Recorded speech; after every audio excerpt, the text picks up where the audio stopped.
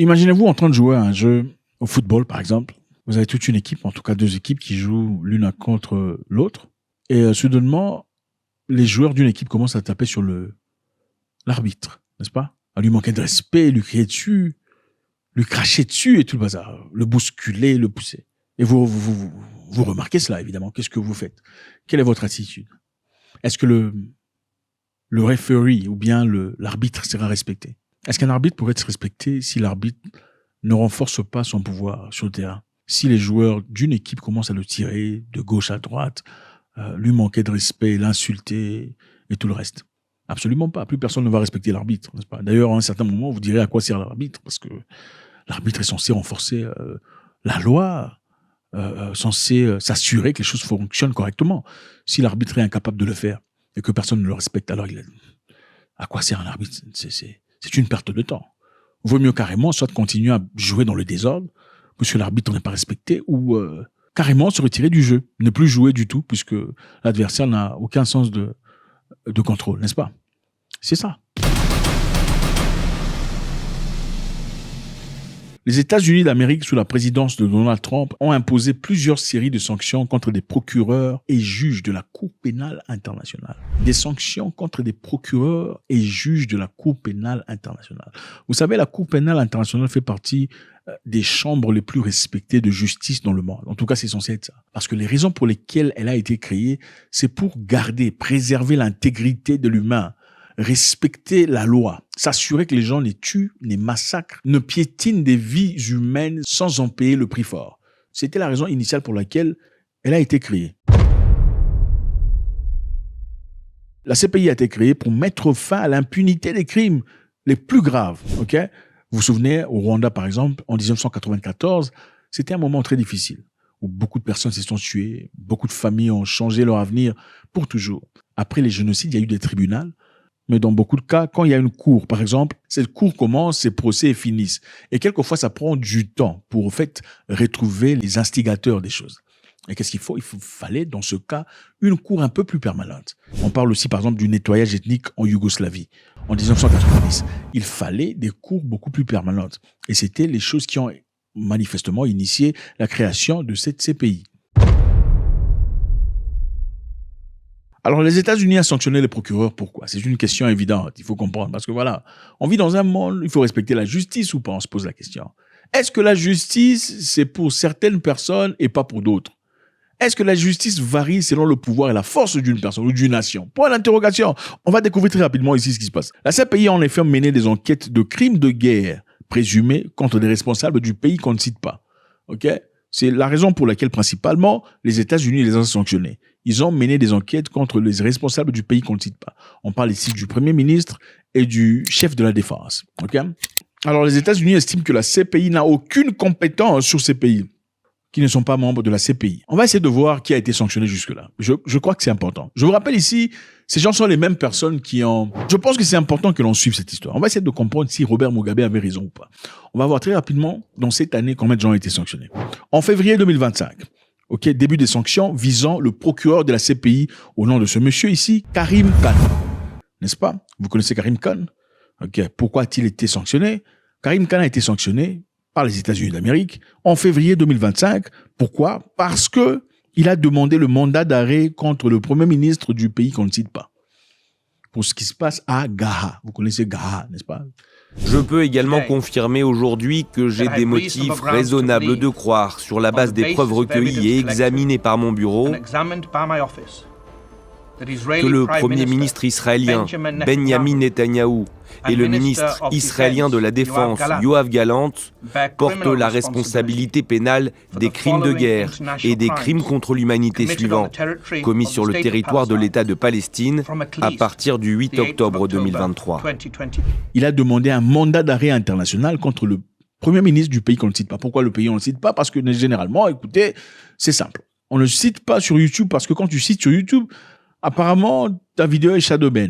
Le shadow banning, contrairement à une sanction ouverte, c'est quoi? C'est à supposer que tu as 1 million de visiteurs. Si tu publies une vidéo qui est directement shadow ban, elle ne sera pas publiée ou montrée à 1 million de visiteurs ou de followers. La vidéo sera peut-être montrée à 100 000, si pas 30 000, peut-être 10 000 ou 15 000 ou 10 000 ou 7 000. Voilà, c'est ça Shadowban. Quand on cite certains mots-clés, malheureusement, vous êtes Shadowban. Voilà pourquoi on est obligé de dire le pays qu'on ne cite pas. Parce que, en fin de cause, il faut passer le message, mais aussi il faut laisser l'occasion à la vidéo de grandir. Alors, M. Karim Khan a accusé le premier ministre du pays qu'on ne cite pas de machin histoire. Il a dit qu'il fallait un mandat d'arrêt international. Et ça a irrité les États-Unis d'Amérique. Deuxième personnage, 18 décembre 2025. Il y a eu sanction contre 2 juges supplémentaires. On parle des juges supplémentaires de la CPI, qui est censée être l'une des plus hauts gradés des chambres de justice. 2 juges supplémentaires ont été sanctionnés. Il y a Gocha Lord Kipanidze. Il est de la Géorgie. Et aussi Erdene Malbalsulen Dabin, de la Mongolie. Alors, ils ont été sanctionnés, évidemment. Pourquoi ont-ils été sanctionnés? Je pense que c'est important qu'on le sache. Ils ont été sanctionnés pourquoi? Parce que, 1, la CPI a mis un mandat d'arrêt contre le premier ministre du pays qu'on ne cite pas et ce monsieur là-bas. 2, le pays qu'on ne cite pas a répondu. Sa réponse était simple. Non, vous n'avez pas le droit de nous juger parce que nous ne sommes pas membres de votre cour. 3. Les juges ont examiné le cas et ont tiré une conclusion disant vous pouvez ne pas être machin histoire, mais nous on va vous juger sur base des humains qui sont tombés. Nous allons enquêter sur cette histoire. Ils ont donc maintenu le mandat d'arrêt et autorisé la poursuite et la procédure contre les dirigeants du pays qu'on ne cite pas. Je vous explique. En français facile, parce que nous sommes africains. C'est-à-dire l'Afrique du Sud a posé un cas contre le pays qu'on ne cite pas. Ce cas a été considéré. Après cette considération, le pays qu'on ne cite pas a fait recours disant vous ne pouvez pas considérer cette histoire. Les États-Unis d'Amérique espéraient que la Cour rejette cette plainte disant que le pays qu'on ne cite pas n'a pas tort. Mais la Cour a dit le pays qu'on ne cite pas a tort. C'est-à-dire le mandat d'arrêt international est valide. Si le monsieur bouge, on l'arrête. Les États-Unis d'Amérique les ont sanctionnés. Alors jusque-là, vous savez dans la vie, si l'arbitre n'est pas respecté, il faut quitter le jeu. Ok? Il faut quitter le jeu si l'arbitre n'est pas respecté. Les effets des sanctions. Est-ce que nous connaissons tous les effets des sanctions? Je sais que peut-être que vous connaissez, parce que vous êtes très intelligent, vous connaissez, enfin bref, mais tout le monde n'a pas ces capacités. On va essayer de voir, avec la patience que nous avons, qu'est-ce qui influence les sanctions par les États-Unis. Numéro 1, gel des avoirs. Gel des avoirs, c'est-à-dire tout bien ou intérêt situé aux États-Unis d'Amérique seront gelés. C'est-à-dire si vous avez des maisons, par exemple, vous avez des institutions, vous avez une entreprise, c'est gelé, c'est bloqué, c'est fini, ça vous apporte un peu. Ça, c'est numéro 1. Numéro 2, interdiction de voyage. C'est-à-dire les personnes sanctionnées ne peuvent pas entrer aux États-Unis. Vous n'aurez pas de visa. Ni vous, ni votre famille. Fini. Si vous avez des choses là-bas, c'est fini, oubliez ça. Il faut maintenant attendre que le régime change, les élections, peut-être qu'on va vous laisser entrer. Numéro 3, restrictions financières. Si vous êtes sanctionné par les États-Unis d'Amérique, les banques, même en Europe, ne peuvent plus prendre votre argent. On vous coupe carrément. À cause de leur relation, vous êtes coupé. Donc, vous n'utiliserez plus une carte Visa, une carte Maestro. C'est fini. Même si vous vivez au Japon. Si on vous sanctionne les États-Unis, même le email, Hotmail, tout ça. Monsieur Amir Khan, son Hotmail, ça fonctionne plus. Ouais. Parce que vous avez été sanctionné. Donc, toutes les entreprises liées aux États-Unis vous rejettent. L'impact élargi, c'est quoi? L'impact élargi est très simple. Les responsables sanctionnés déclarent être coupés des services bancaires, technologiques et leurs familles sont également touchées. Donc, votre vie est par terre. Parce qu'aujourd'hui, évidemment, nous avons tous besoin d'un compte bancaire qui fonctionne électroniquement et qui est peut-être lié par des histoires implantées par les Américains ou des entreprises qui travaillent avec les Américains qui, manifestement, ne voudront pas vous servir parce que ce soit PayPal, que ce soit Stripe, vous ne pouvez plus rien faire. Ils ont agi ainsi pour protéger les responsables américains et du pays qu'on ne cite pas contre les mandats d'arrêt de la CPI. Je crois que c'est important qu'on essaie de voir. Vous savez, la CPI a été créée pour faire du bien. Mais apparemment, on ne sait pas s'il faut y faire partie. L'Afrique du Sud récemment a décidé de vouloir quitter. C'est à travers le conseil de je ne sais qui, ils ont décidé d'y rentrer encore une fois. Mais regardez dans la CPI, comme le disait monsieur Mugabe à l'époque, que la CPI a été fabriquée pour les Noirs. La CPI, c'est pour les Noirs, ce n'est pas pour les Blancs. Où sont les autres? Okay? Regardons, essayons de voir qui ont été à la CPI. Ce monsieur ici, il s'appelle Laurent Gbagbo, c'est un Ivoirien. Regardez comment il est, son visage, c'est de quelle couleur? Ce monsieur s'appelle Joseph Kony, c'est un Ougandais. Il est de quelle couleur? Ok. Ce monsieur s'appelle Omar al-Bashir, il est soudanais. De quel continent? Celui-là, c'est William Ruto, président du Kenya actuel. En effet, il avait été accusé, inculpé pour violence de 2007 à 2008, mais ses charges étaient abandonnées en 2016. Ce monsieur ici, c'est un Africain, évidemment. Le monsieur ici s'appelle Jean-Pierre Bemba, c'est un, je crois, Congolais, ok? Jean-Pierre Bemba. Monsieur Mugabe pose la question de savoir, et Tony Blair, où est Tony Blair? Tony Blair est où? Tony Blair et George Bush, avec tout le négatif qu'ils ont fait en Irak, prétextant une présence des armes à destruction nucléaire. Où sont-ils? Pourquoi ne sont-ils pas partis à ces pays? There is the view now that we should distance ourselves from the ICC. But unfortunately, the treaty that set it up was signed not by the AU, but by individual countries who thought the ICC was there for doing good, to help us try certain other cases, in the political field especially, cases of violence and so on, that would happen in a country, say, during an election campaign. Those of them who signed the treaty are now regretting. We didn't sign it. Zimbabwe, we said no, we don't submit ourselves to justice outside our country. What for? Robert Mugabe a été très clair, ok? Il a déclaré de manière très virulente. Il a qualifié la CPI d'un outil occidental qui cible les Africains et ignore les dirigeants Bush et Blair. Avait-il raison ou pas? Il y a quelque temps, la même CPI avait accusé Vladimir Poutine de prendre des enfants de l'Ukraine et les emmener en Russie. Les enfants que la Russie a justifié disant qu'il déplaçait ces enfants parce que ces enfants étaient russophones et risquaient d'être tués pendant les affrontements entre eux et l'Ukraine. Le déplacement n'était pas dans l'objectif de les enlever, mais le déplacement, d'après les Russes, était dans l'objectif de les épargner des bombardements et tout le bazar. Il a été accusé, on a fait un mandat d'arrêt international. C'est une journée importante, peu importe son caractère historique ou non, ce sont les preuves qui comptent. Mais bien sûr, c'est aussi une journée triste. Lorsqu'un chef d'État, commandant en chef d'un grand pays puissant et très important, membre permanent du Conseil de sécurité, est visé par un mandat d'arrêt. Personne ne devrait s'en réjouir. C'est un événement qui donne à réfléchir et qui montre que le droit n'est pas simple spectateur ou un concept absent. Au contraire, le droit doit contraindre certains comportements et aucun individu peut impunément commettre un crime pour lequel la Cour est compétente, en particulier les génocides, les crimes de guerre ou les crimes contre l'humanité. C'est donc une journée importante, la première fois que le chef d'État d'un membre permanent du Conseil de sécurité est inculpé. Cela montre également que le bureau évolue avec plus d'agilité dans un contexte de violence, de bombes dans la zone de guerre qu'est l'Ukraine. Mais ce sont les mêmes personnes qui ont acclamé, disant ah, bravo, il faut arrêter Poutine. Mais comment, quand c'était Poutine, on l'a acclamé? Mais quand c'est de l'autre côté, ce sont les mêmes gens qui appliquent les mêmes lois. Là, on les sanctionne. Faites-moi savoir ce que vous en pensez. Faut-il que les Africains se retirent carrément les aides d'histoire, puisque l'arbitre n'est pas respecté? C'est-à-dire que le match n'a pas lieu d'être. God bless. Les autorités nigérianes rejettent les accusations d'espionnage du Burkina Faso. Avec ce qui s'est passé il y a quelque temps, le Nigeria rejette fermement toute accusation liée à l'espionnage. Ils disent n'avoir aucune raison de pouvoir espionner le Burkina Faso. Et en effet, le Burkina Faso reporte injustement ce message pour chercher de la sympathie. Le Burkina Faso est-il en train de chercher de la sympathie de tout le monde en accusant le Nigeria d'espionnage? Est-ce une réalité ou pas? On va le découvrir tout de suite.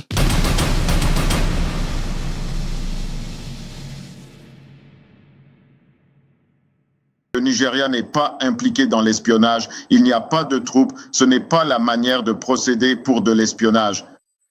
Ces affaires d'espionnage se font de manière très discrète et silencieuse. C'est toujours très, très, très discret. Cela ne doit attirer aucune attention. Cela ne doit... Ok, l'espionnage se fait en silence. Le Nigeria n'est pas en train de faire un travail d'espionnage autour du Burkina Faso. L'espionnage se fait en silence. Donc cet avion-là ne peut pas être un avion d'espionnage. Pas la manière de procéder pour de l'espionnage. Ces affaires d'espionnage se font de manière très discrète et silencieuse. C'est toujours très, très, très discret. Cela ne doit attirer aucune attention. Cela ne doit éveiller aucun soupçon. Mais ici, c'est une affaire ouverte.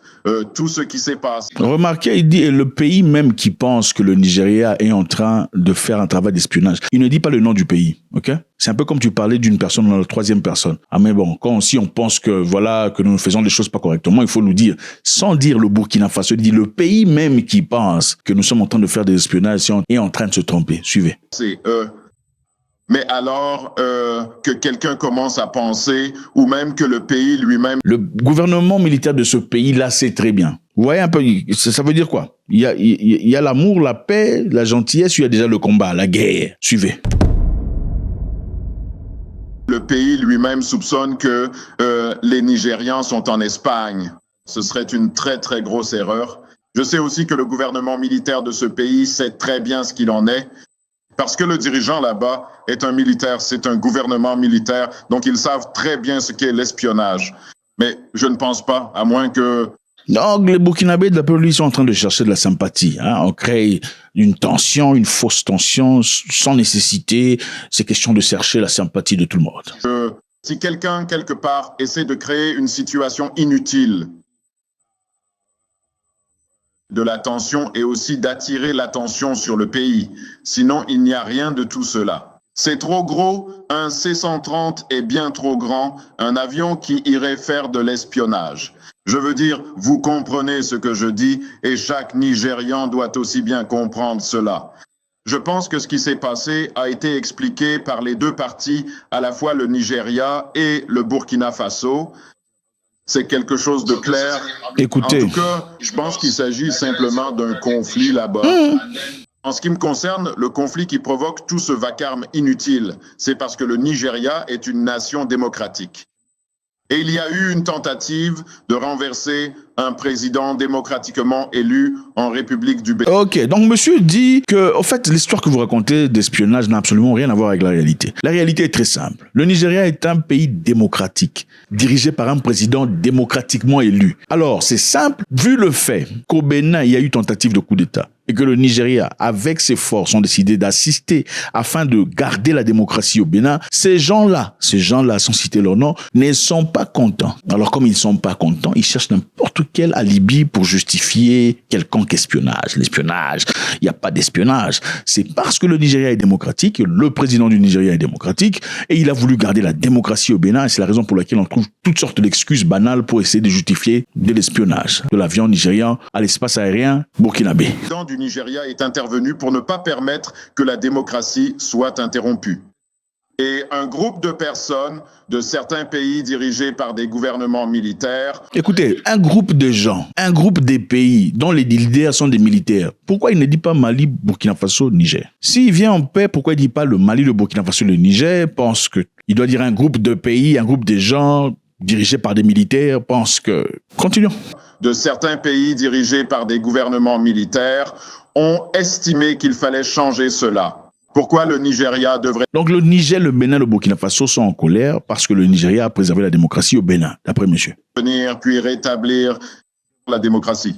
Donc c'est une occasion pour eux de vraiment retenir l'avion nigérian et le personnel nigérian, le personnel... Et la raison pour laquelle ils ont gardé des militaires nigérians et l'avion nigérian, le C-130, c'est simplement parce que le Nigeria est un pays démocratique et que le Nigeria a voulu garder la démocratie au Bénin. Ça n'a absolument rien à voir avec le fait que l'avion était à Bobo-Dioulasso de manière inautorisée, mais c'est parce qu'ils sont jaloux du Nigeria et sa démocratie et tout ça. ...de l'armée de l'air et de commencer à essayer de faire parler d'eux, de créer un problème à partir de cela, alors qu'en temps normal... c'est quelque chose qui se serait produit et serait passé inaperçu juste entre les dirigeants des deux pays et éventuellement l'autorité aéroportuaire. Et cela aurait simplement été une affaire mineure qui aurait... Donc, d'après monsieur, ordinairement, ce genre de situation ne devrait pas avoir autant de couverture médiatique. C'est une histoire très simple. Enfin, quelle histoire? On parle ici d'un avion nigérian quittant Lagos sur la carte, et regardez Bobo-Dioulasso. Vous voyez la distance? Donc, pour eux, pour monsieur en tout cas, ordinairement, cet avion serait parti là-bas sans difficulté, ça aurait été une petite discussion. Si l'avion partait au Portugal, comme expliqué par le Nigeria. Voilà la justification qui a été présentée. Pourquoi l'avion ne partirait pas à travers le Cameroun? Parce qu'ils sont voisins. Si c'était au Cameroun, on comprenait. On est Nigeria, le Cameroun, regardez. Si l'avion entre là-bas, on peut comprendre que voilà, il y a eu erreur et tout le bazar. Si l'avion peut-être passerait par le Bénin, on pourrait comprendre parce que le Bénin et le Nigeria sont cousins. Donc voilà, ce serait pas très compliqué. Mais regardez la distance entre Lagos et Bobo-Dioulasso. Il faut combien de pays pour y arriver? Mais bizarrement, le Portugal a nié cette allégation. Le Portugal a renversé la vapeur, disant absolument pas. Nous n'attendions aucun avion nigérian ici. Il faut dire la vérité. Maintenant, l'avion là partait où? Et ça faisait quoi à Bobo-Dioulasso? Continuons. Aurait déjà été réglé, puis le Nigeria et l'autre pays auraient pu aller de l'avant. mais beaucoup de drames est créé autour de cela. Beaucoup de sentiments ont été suscités envers le pays. Mais comme je l'ai dit, c'est simplement parce que nous avons un président au Nigeria en personne.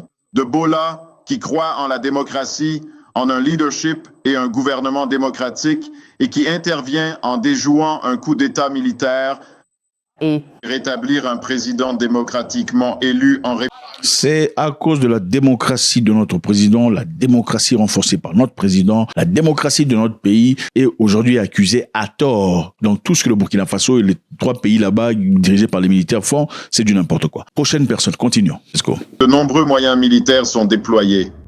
En se déplaçant dans cet espace aérien, même au sein du Sahel, on observe une forte activité. Il est tout à fait logique qu'un tel niveau de suspicion existe, même si cela n'est pas encore vérifiable. C'est tout à fait logique. D'un autre côté, la question que vous devez vous poser, c'est que la CEDEAO est déjà fracturée. Qu'est-ce que le Nigeria gagnerait à déstabiliser le Burkina Faso? Donc, si l'on dit qu'il y a une mission secrète pour probablement déstabiliser le Burkina Faso... Qu'est-ce que le Nigeria gagnerait en déstabilisant le Burkina Faso? Qu'est-ce que ton ennemi gagnerait en voulant que tu tombes? C'est une question évidente. Okay? Nous savons que le Nigeria fait partie des pays qui ont définitivement poussé l'idée d'exclusion de l'AES, de l'ECOWAS ou la CEDEAO. Le Nigeria fait partie des pays qui rapidement ont fermé leur espace aérien à l'AES. Le Nigeria fait partie de ceux qui ont sollicité une approche militaire contre le Niger. Maintenant, qu'est-ce que le Nigeria voudrait pour déstabiliser? Le Nigeria, évidemment, est parti au nom de la démocratie, aller protéger cette même démocratie au Bénin, comme ils le disent. Mais si le Nigeria protège cette même démocratie et que le Burkina Faso est un pays dirigé par un président qui n'a pas été démocratiquement élu comme il le présente, n'est-ce pas une raison assez évidente pour que le président Tinubu, qui d'après ce monsieur nigérian a dit est un monsieur démocrate, veuille à ce qu'il y ait une démocratie au Burkina Faso? Quel serait l'intérêt pour le Nigeria? Pourquoi diriez-vous il n'y a vraiment aucun avantage car cela mettrait encore plus de pression sur nous? Parce que cela entraînera encore plus d'instabilité. Cela provoquera une nouvelle crise des réfugiés et cela descendra encore plus vers le sud. Le Nigeria a déjà ses propres préoccupations. Il doit faire face à de nombreux problèmes d'insurrection dans la région du Middle Belt, au nord. Donc, il n'y a vraiment aucun... Et voilà, justement, le Nigeria a beaucoup de problèmes. Il y a des voyous, des bandits, Boko Haram et tout le bazar. Pourquoi le Nigeria serait inclus dans cette histoire? Mais la question qui reste ici est évidente. Pourquoi l'avion du C-130 s'est retrouvé à Bobo-Dioulasso? L'explication était que l'avion partait à Lisbonne. Mais Lisbonne dit non, nous ne sommes pas au courant. Mais l'avion faisait quoi là-bas? C'est ça la question. Continuons.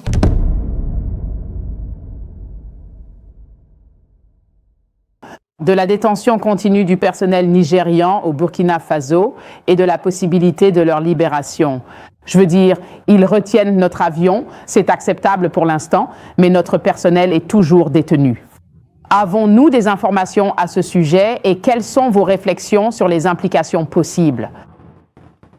Eh bien, je vais parler de mes réflexions sur les implications de la rétention du personnel de l'armée de l'air nigériane au Burkina Faso, en me basant sur ce qui s'est passé jusqu'à présent. Et puis, comme vous le savez bien, toute cette affaire est aussi simple qu'elle en a l'air. L'affaire est simple, mais pourquoi le Burkina Faso rend l'histoire compliquée, monsieur dit? Si simple qu'elle en a l'air, mais on la rend tellement compliquée, même si ce n'est pas aussi difficile que les gens le pensent. Mais d'un autre côté, il serait juste que le Burkina Faso libère simplement le personnel de l'armée de l'air nigériane pour qu'il puisse rentrer, même s'il souhaite.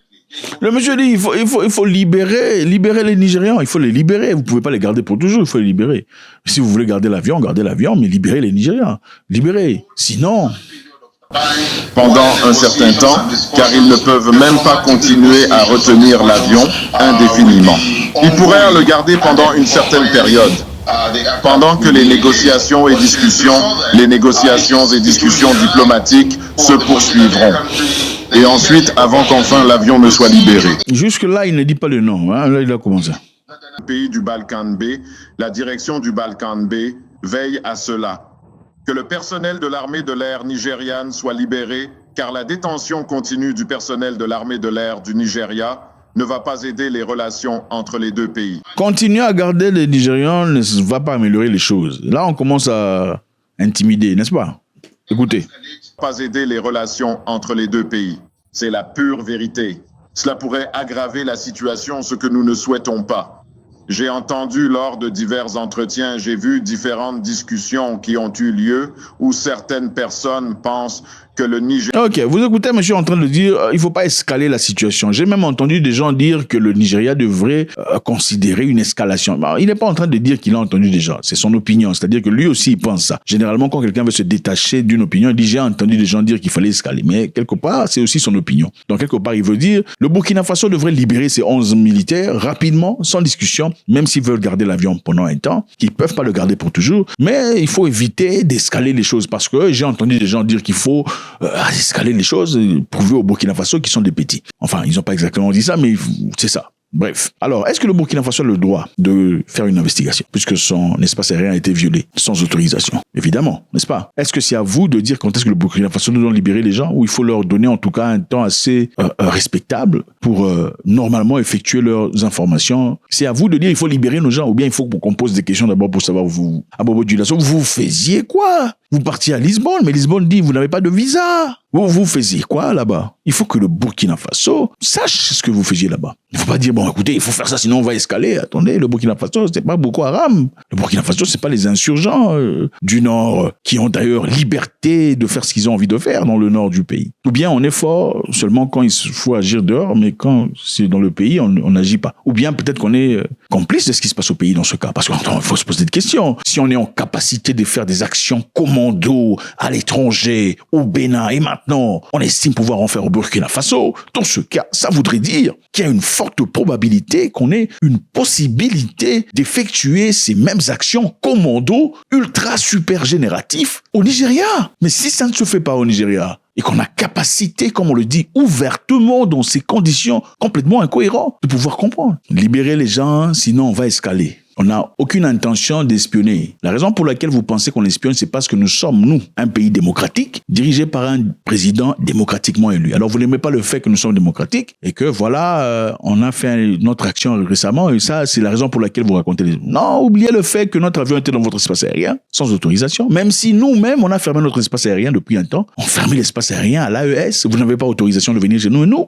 on est venu chez vous. Et il n'y a pas très longtemps, quelques jours, M. Trump disait, je veux venir dans votre pays avec votre autorisation pour venir finir Boko Haram et tout le bazar. Parce que ce qui se passe là-bas est complètement inacceptable. Mais vous dites non, vous êtes souverain, un pays fort, en capacité de prendre soin de vous-même. Alors, Monsieur Trump, gardez-vous aux États-Unis d'Amérique, parce que vos intentions, nous les connaissons. Vos intentions sont celles de venir piller notre pays. Ça n'a absolument rien à voir avec l'amour que vous avez ou vous portez pour les chrétiens. Voilà ce que le Nigeria avait dit. Il faut respecter notre souveraineté. S'il faut respecter la souveraineté du Nigeria, est-ce que ce fait en vaut la peine pour les autres? Dans ce cas, le Burkina Faso et leurs dirigeants dont monsieur a incapacité de citer les noms. Faites-moi savoir ce que vous en pensez, c'est toujours avec beaucoup de plaisir. God bless. Alors, ça se passe ou quoi? Comment allez-vous? C'est toujours avec beaucoup de plaisir. Est-ce que vous avez vu la vidéo? Calme le jeu. Le clip de music video. Ok. C'est arrivé? D'accord. Si c'est pas encore fait, je vous encourage à aller jeter un coup d'œil. Calme le jeu, c'était fait pour vous avec beaucoup d'amour. Ça m'a pris beaucoup de temps. Voilà. Ne permettez jamais à qui que ce soit de définir ce que vous êtes. Laissez-leur poser la question, qui es-tu vraiment? Vous n'êtes pas une seule dimension. Dieu vous a équipé d'énormément de choses. Malheureusement, l'être humain, dans sa nature, choisit généralement de gérer le talent le plus facile. Dieu ne donne jamais un seul talent à un humain. Pas possible. Dieu ne donne jamais un seul talent. Dieu en donne plusieurs. Et on te laisse le choix de choisir. Généralement, l'être humain, dans sa paresse et sa faiblesse, choisit le talent le plus facile à gérer, le plus facile à manager. C'est-à-dire le talent qui nécessite très peu d'efforts. Les talents qui faut lustrer, travailler, raffiner, généralement sont mis à côté parce que ça demande beaucoup trop de travail. Je préfère faire le truc le plus facile. Mais si vous regardez au plus profond de vous, vous remarquerez que vous n'êtes pas seulement ingénieur. Il y a autre chose de caché que vous n'avez peut-être jamais véritablement exploité. Ne laissez personne vous éteindre. Mourrez avec vos objectifs accomplis. Si pas accomplis, en tout cas en train de les accomplir. Aujourd'hui, on parlera d'une histoire très intéressante et inspirante. Encore une fois, merci infiniment. C'est avec beaucoup de plaisir. Je suis très heureux. Je me sens très bien. Je vois qu'il y a beaucoup de réponses positives. Autant il y en a de négatifs, mais on comprend tout à fait, c'est la nature humaine. On ne peut pas être aimé de tout le monde. Même Dieu ne fait pas l'unanimité. Okay? Même Dieu a des gens qui le détestent.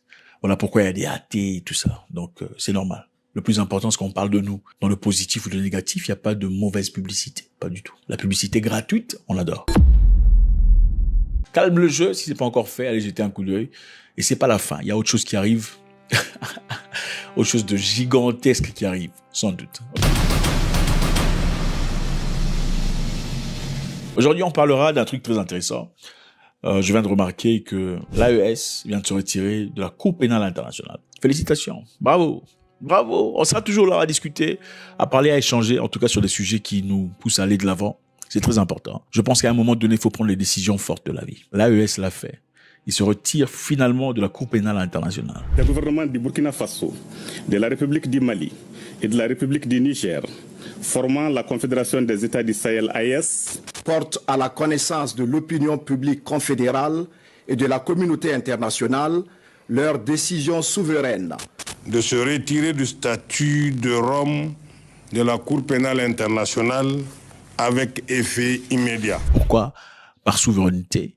Deuxièmement, parce que la Cour internationale de justice ou Cour pénale internationale n'est pas en train d'effectuer les desseins pour lesquels elle a été créée. C'est un peu comme si vous commencez une négociation nouvelle avec une personne avec qui vous avez signé un contrat parce que la personne ne respecte pas le contrat. Et c'est valide pour ceux qui se marient aussi avec des personnes qui finalement deviennent des monstres ou des gens très difficiles. Il est de votre droit de réévaluer où vous êtes. Vous n'êtes pas obligé de sombrer dans la dépression. De même pour un emploi que vous aviez entamé et finalement vous remarquez que l'emploi n'est pas tout à fait ce que je voulais. C'est ça. Vous pouvez dire non. Ok? Il y a pas de. Vous pouvez dire non. Vous pouvez aussi être avec un homme que vous aimez, vous commencez à vous toucher, patati et patata, vous savez de quoi je parle. Et à un moment donné, vous avez l'impression, ok, ça ce n'est vraiment pas ce que j'ai envie de faire. Même si monsieur a enlevé son pantalon, c'est de votre droit de dire non. Attends, on va un peu trop vite, il faut arrêter. Il peut pas se permettre de vous donner l'impression que vous l'avez manipulé, tout ça. Pourquoi tu m'as fait le non? C'est votre droit à vous de dire non. Ok? L'AES aujourd'hui se retire de la Cour pénale internationale. On va essayer de voir pourquoi. Le Burkina Faso, le Mali et le Niger ont annoncé lundi soir leur retrait en effet immédiat de la Cour pénale internationale, qu'ils annoncent comme un instrument de répression néocoloniale. Cependant, à l'épreuve du temps, il leur a été donné de constater que cette juridiction s'est transformée en instrument de répression néocoloniale au mai de l'impérialisme, devenant ainsi l'exemple mondial d'une justice sélective. En effet, la CPI s'est montrée incapable de prendre en charge et de juger des crimes de guerre, des crimes contre l'humanité, des crimes de génocide et des crimes d'agression avérés. Un instrument de répression néocoloniale. C'est-à-dire, ça ne sert absolument pas aux intérêts des Africains d'avoir cette Cour pénale internationale. Parce qu'en réalité, ceux qui sont réprimés ici, c'est nous. Par qui? Par eux. Donc, c'est une manipulation totale. Savoir se retirer d'une situation quand c'est sale, c'est un autre niveau de réflexion. Écoutez, il faut monter le niveau dans la vie. Il faut laisser les gens parler, raconter, dire ce qu'ils ont à dire, parce qu'il y a deux catégories d'humains sur Terre. Il y a ceux qui là pour créer, pour fabriquer, pour faire des erreurs, parce que quand on crée et on fabrique, on fait des erreurs. On tombe, on trébuche, on titille quelquefois. C'est ça. Il y a aussi ceux qui sont là pour s'asseoir sur le banc de touche et regarder, acclamer ou huer. Quand vous allez dans un stade de football, il y a des fanatiques. Qu'est-ce qu'ils font? C'est acclamer ou huer, c'est tout ce qu'ils font. N'est-ce pas? Mais en réalité, ils ne seront jamais Ronaldo. Ceux qui l'insultent disant, voilà, tu ne joues pas bien. Pourquoi tu fais ça? Jamais ils ne sont à sa hauteur. Pas sur le plan financier, pas sur le plan social. C'est ça, il faut définir ce que vous êtes. Et l'AES est en train de le faire actuellement. Ils disent que cette histoire ne sert pas les intérêts des Africains. Les trois pays, le Mali, Burkina Faso et le Niger, sont actuellement évidemment dirigés par des militaires. Nous le savons tous, ce n'est pas un secret. Et ils ont rompu leur partenariat avec des occidentaux traditionnels tels que la France et tout ça. Ces pays ont été colonisés par la France pendant très longtemps. Après la colonisation, la France a donné l'impression qu'il y avait une certaine amitié franco-africaine qui est en réalité une amitié penchée, c'est-à-dire une amitié qui ne profitait qu'à un côté, pas l'autre. C'est évident. Quand on est amis, c'est égal à égal. Quand on a une amitié, on a l'impression que l'ami se sent supérieur à nous, ça ce n'est pas une amitié. Alors il y a eu critique idéologique de la CPI, évidemment. La Cour est qualifiée d'instrument de répression néocoloniale. Ce n'est pas une Cour qui est là pour la justice. Elle est là pour tout, pour les intérêts des Occidentaux. Est-ce vrai ou pas? Pendant qu'elle a observé un mutisme inexplicable, déroutant et complaisant à l'égard des auteurs de tels crimes, elle s'acharne contre certains acteurs ne relevant pas du cercle fermé des bénéficiaires de l'impunité internationale institutionnalisée, y compris en violation de son statut. Ce qui reflète évidemment la conviction qu'elle sert davantage les intérêts géopolitiques occidentaux que la justice universelle. On accuse encore numéro 2 de manque d'efficacité. L'AES reproche la CPI son incapacité de produire des auteurs de crimes graves, tels que crimes de guerre, crimes contre l'humanité et les génocides, même lorsque les preuves existent. Je répète, l'AES accuse la CPI d'incapacité de poursuivre les auteurs de crimes graves, tels que crimes de guerre, crimes contre l'humanité ou les génocides. Tony Blair est où? Ok, Bush est où? Ok, il y a aussi l'autre là, on ne dit pas le nom, sinon il y aura des problèmes. Ils sont où? Mais regardez la liste des personnes qui ont été à la CPI. Monsieur Gbagbo, ah, il est noir. Regardez celui-là, Al-Bashir, ah, ok, intéressant. Regardez celui-là, Bosco Tangana, en RDC au Rwanda, ah, intéressant, il n'est pas blanc. La majorité, Blé Goudé, la majorité des gens, enfin, apparemment, ce sont les Noirs qui vont là-bas, en fin de compte. Ok, on a accusé Poutine, il n'est jamais parti. On a accusé le monsieur du pays qu'on ne cite pas, il n'a jamais été. Au fait, on a sanctionné les membres de la CPI. Alors, ça sert à quoi ces CPI? À un moment donné, il faut prendre les bonnes décisions. Quand il n'y a plus le respect servi sur la table, il faut quitter. Écoutez, il faut quitter la table, même quand tu es affamé. Tu es affamé, mais tu quittes la table. Tu ne mourras pas. Les gens peuvent te rejeter. Le rejet ne tue pas. Je répète, les gens peuvent te rejeter dans la vie pour vos convictions. Le rejet ne tue pas. Qu'est-ce qui va se passer éventuellement? En fin de compte, vous rencontrerez des gens qui partagent vos conditions. Vous rencontrerez des gens qui partagent vos convictions de vie. Ne vous pliez pas devant la pression. Ici, l'AES parle encore de l'affirmation de la souveraineté juridique.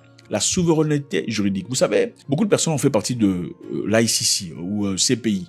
Plusieurs pays ont signé le bout de papier disant nous voulons faire partie de cette histoire, qui au départ semblait comme une histoire absolument louable, parce que l'objectif était de trouver toutes les personnes toutes les personnes mal intentionnées, qui font des choses mauvaises, tous les leaders et les dirigeants qui sont de mauvaise foi, doivent répondre de leurs actes. C'est louable. Mais curieusement, les États-Unis n'ont jamais signé, Israël n'a jamais signé, la Russie n'a pas signé, et certains autres pays n'ont pas signé. En fin de compte, on se dit, y a-t-il justice pour nous et justice pour vous? Il y a scrutage pour nous et scrutage pour vous. Ça n'a aucun sens. Il faut être au même pied d'égalité ici. Ça n'a aucun sens. Alors, qu'est-ce qu'on fera alternativement? Alternativement, les pays de l'AES déclarent leur intention de créer un nouveau système, c'est-à-dire une cour pénale sahélienne fondée sur des mécanismes endogènes de justice et de paix. Les États membres de l'AES décident de recourir à des mécanismes endogènes pour la consolidation de la paix et de la justice, tout en réaffirmant leur volonté d'assurer la promotion et la protection des droits de l'homme en adéquation avec leurs valeurs sociétales et de lutter contre toute forme d'impunité. Donc des mécanismes africains. On n'a plus besoin d'un professeur venant de la Hague pour nous enseigner comment faire les choses. Cela évidemment se traduit à travers une volonté de bâtir un système régional de responsabilité indépendant et des institutions occidentales. Merci l'AES, merci le Burkina Faso. Personnellement, pour l'amour que je reçois pour vous, vous êtes des gens que je porte à cœur. L'amour, la fraternité que j'ai vue au Burkina Faso, j'ai vu dans très peu d'endroits.